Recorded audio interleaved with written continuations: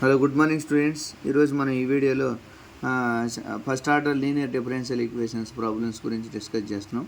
First order partial linear differential equations, ఒకటి Lagrange equations problems గురించి explain చేస్తున్నాం.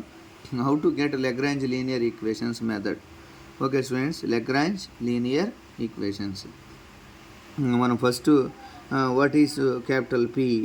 ఇందులో capital P coefficient of small P is called capital P, అంటే MZ minus NY, and capital Q equal to NX minus LZ into R equal to LY minus MX. Okay students, now first we write auxiliary equation or subsidiary equation.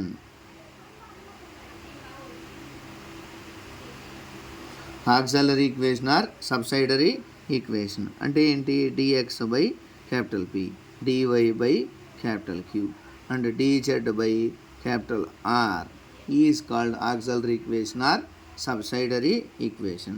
Auxiliary equation అంటే ఏం రాస్తాం students? dx by capital P అంటే mz minus ny equal to dy by nx minus lz equal to dz by small r అంటే ly minus mx. కాబట్టి దీన్ని ఏం చేద్దాం students, మనం ఇక్కడ గ్రూపింగ్ అప్లై చేస్తాం. గ్రూపింగ్ అప్లై చేస్తే ఏమైనా వస్తుందంటారా? సార్ రాదు. కాబట్టి మనం ఇప్పుడు ఏం చేయాలంటే ఈ ప్రాబ్లాన్ని ఇక్కడ మనము మల్టీప్లేయర్స్ మెథడ్ ద్వారా అప్లై చేసి సాల్వ్ చేయాలి students.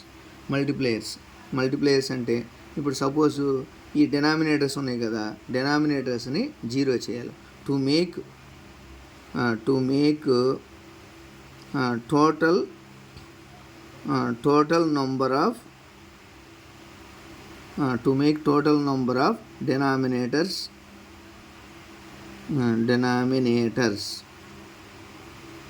Are zeros.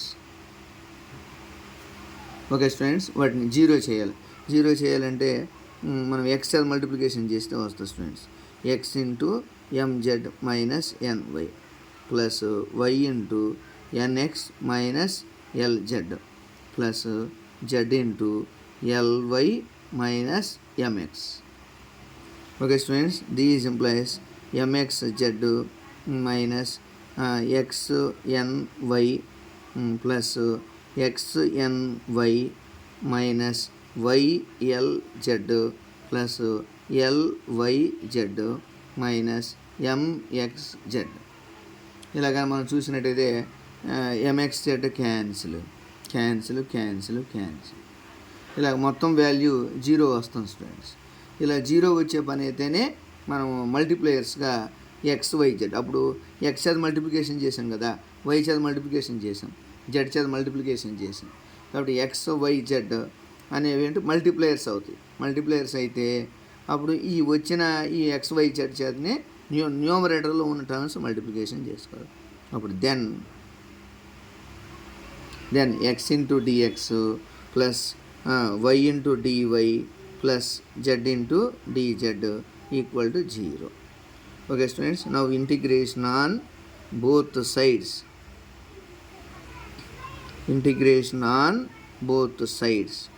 And then integration of x dx, integration of y dy, integration of z dz equal to integration of 0 రాస్తాం. ఇంటిగ్రేషన్ ఆఫ్ x dx అంటే ఎంత?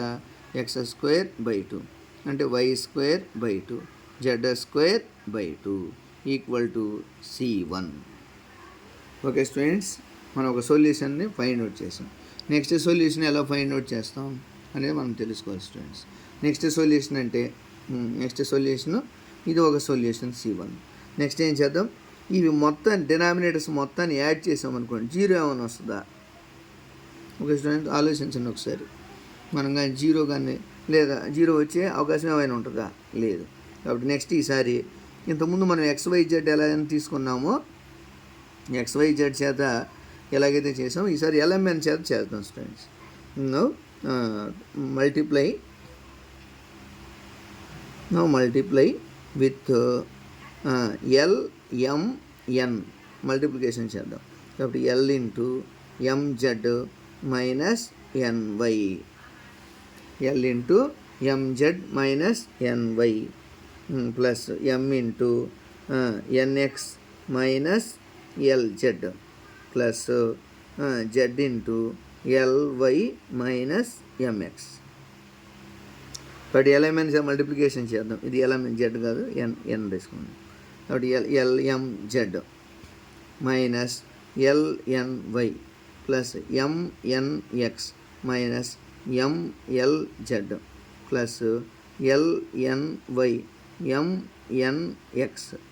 కాబట్టి టోటల్ వాల్యూ క్యాన్సిల్ చేసి LMZ minus LM ఎంత వస్తుందంటే 0 వస్తుందంట. Minus LNY plus LNY minus plus MNX minus MX మొత్తం value 0 వస్తుంది స్టూడెంట్స్. ఈ 0 వచ్చేసిన తర్వాత ఈ LMN చేత మన న్యూమరేటర్ని కూడా దెన్ మల్టిప్లికేషన్ చేద్దాం. L into DX plus M into DY plus N into DZ equal to 0. కాబట్టి మనం దీన్ని ఇంటిగ్రేషన్ చేసామనుకోండి students, integration on both sides, integration of LDX plus integration of MDY, okay students, plus integration of NDZ equal integration of 0. అంటే LX plus MY ఏమొస్తుంది, LX plus MY plus NZ equal to C2. Total solutions. So solutions are